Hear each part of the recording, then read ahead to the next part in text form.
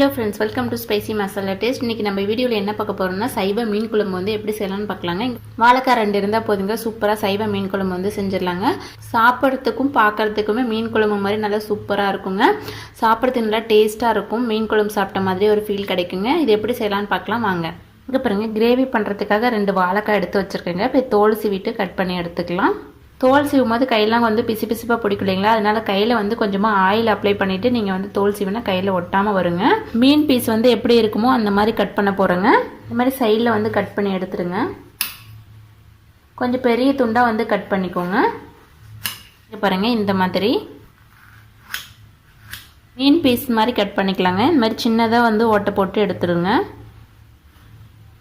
இங்கே பாருங்கள், இந்த மாதிரி சின்ன ஓட்டையை போட்டு எடுத்துக்கிட்டோம்னா பார்க்க மீன் பீஸ் மாதிரியே இருக்குங்க. இதேமாதிரி எல்லா வாழைக்காயிலையும் போட்டு எடுத்துக்கலாம். இங்கே பாருங்கள், 2 வாழைக்காயும் கட் பண்ணிவிட்டு இந்த மாதிரி மீன் மாதிரி செஞ்சு வச்சாச்சுங்க. இப்போ வந்து செஞ்சதுக்கப்புறம் தண்ணியில் போட்டுருணுங்க, இல்லைன்னா கருப்பாயிடும். இப்போ இதுக்கு வந்து மசாலா ரெடி பண்ணிக்கலாங்க. 1 ஸ்பூன் அளவுக்கு மிளகாய் தூள் சேர்த்துக்கலாங்க. கொஞ்சம் மஞ்சள் தூள் சேர்த்துக்கலாங்க. தேவையான அளவுக்கு உப்பு சேர்த்துக்கலாங்க. 1 ஸ்பூன் அளவுக்கு ஆயில் சேர்த்துக்கலாம். நல்லா கலந்து விட்டுக்கலாங்க. வாழைக்காய் கட் பண்ணி வச்சுருக்கோம் இல்லைங்களா, அதில் வந்து மசாலா தடவிக்கலாங்க. இங்கே பாருங்கள், இதே மாதிரி எல்லா பீஸுக்கும் வந்து அப்ளை பண்ணிக்கலாங்க. பாருங்கள், எல்லா வாழைக்காயிலையும் மசாலா வந்து அப்ளை பண்ணி வச்சுங்க. இப்போ வந்து பொரிச்சு எடுத்துக்கலாம். அடுப்பத்தை வச்சு பேன் வச்சு ஒரு 3 ஸ்பூன் அளவுக்கு ஆயில் விட்டுருக்குறேங்க.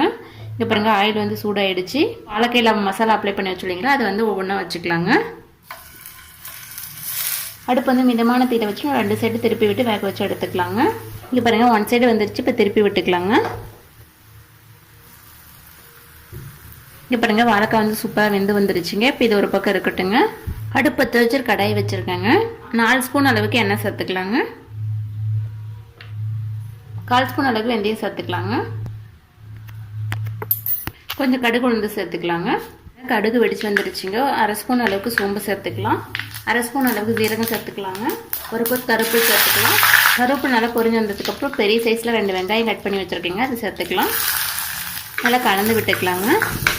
வெங்காயம் வதங்கிறதுக்காக கொஞ்சமாக உப்பு சேர்த்துக்கலாங்க. நல்லா கலந்து விட்டுட்டு வெங்காயம் நல்லா பொன்னிறமாக வர வரைக்கும் வேக வச்சு எடுத்துக்கலாங்க. வெங்காயம் நல்லா வதங்கி வந்துருச்சுங்க. 1 ஸ்பூன் அளவுக்கு இஞ்சி பூண்டு பேஸ்ட்டு சேர்த்துக்கலாங்க. நல்லா கலந்து விட்டுக்கலாங்க. இஞ்சி பூண்டு பச்சை வாசனை போயிடுச்சுங்க. 2 தக்காளி எடுத்து நல்லா பேஸ்ட் பண்ணி வச்சுருக்கேன், இதை சேர்த்துக்கலாம். இதையும் நல்லா கலந்துட்டு எண்ணெய் பிரிஞ்சு வர வரைக்கும் நல்லா வதக்கி எடுத்துக்கலாங்க. தக்காளி வந்து நல்லா வதங்கிட்டு எண்ணெய் பிரிஞ்சு வந்துருக்குதுங்க. 1 ஸ்பூன் அளவுக்கு மிளகாய் தூள் சேர்த்துக்கலாங்க. 2 ஸ்பூன் அளவுக்கு மல்லித்தூள் சேர்த்துக்கலாங்க. மஞ்சத்தூள் வந்து கொஞ்சம் சேர்த்துக்கலாங்க. மசாலா ஐட்டம் பச்சை வாசனை போகிற வரைக்கும் நல்லா வதக்கி எடுத்துக்கலாங்க. மசாலாவும் நல்லா பச்சை வாசனை போட்டு எண்ணெய் பிரிஞ்சு வந்துருக்குதுங்க. இப்போ இந்த ஸ்டேஜில் வந்து ஒரு சின்ன லெமன் சைஸில் புளி எடுத்து ஊற வச்சு கரைச்சி வச்சுருக்கேங்க, அதை சேர்த்துக்கலாம். கிரேவிக்கு தேவையான அளவுக்கு தண்ணி சேர்த்துக்கலாம். தேவையான அளவுக்கு தண்ணி சேர்த்தாச்சுங்க. தண்ணி சேர்த்துருக்கீங்களா, கொதிச்சுட்டு நல்லா திக்காகி வரட்டுங்க. இங்கே பாருங்கள், நல்லா குழம்பு வந்து நல்லா திக்காகி நல்லா எண்ணெய் பிரிஞ்சு வந்துடுச்சுங்க. இந்த ஸ்டேஜில் நம்ம வந்து வாழைக்காய் சேர்த்துக்கலாங்க. இங்கே பாருங்கள், எல்லா வாழைக்காயும் வந்து சேர்த்தாச்சுங்க. வாழைக்காய் ஆல்ரெடி ஃப்ரை பண்ணியிருக்கேங்க, அதனால் ஒரு 2 நிமிஷம் இருந்தால் மட்டும் போதுங்க. வாழைக்காய் சேர்த்துட்டு ஒரு 2 நிமிஷம் ஆகிடுச்சுங்க. சூப்பராக நல்லா திக்காக வந்துடுச்சு. இப்போ கடைசியாக வந்து கொத்தமல்லி தழை வந்து கொஞ்சமாக தூவி விட்டுக்கலாங்க. அவ்வளோதாங்க, நம்ம சைவ மீன் குழம்பு வந்து சூப்பராக ரெடி ஆகிடுச்சு. ஸ்டவ் ஆஃப் பண்ணிடலாங்க. சூப்பரான சைவ மீன் குழம்பு வந்து ரெடி ஆகிடுச்சுங்க. இதே மாதிரி நீங்களும் வீட்டில் ட்ரை பண்ணி பார்த்துட்டு உங்களோட ஃபீட்பேக் வந்து மறக்காமல் கமெண்ட் பண்ணுங்கள். எங்களோட சேனல் பிடிச்சிங்கன்னா சப்ஸ்கிரைப் பண்ணி பக்கத்து பெல் ஐக்கனை கிளிக் பண்ணுங்கள். தேங்க்யூ ஃபார் வாட்சிங்.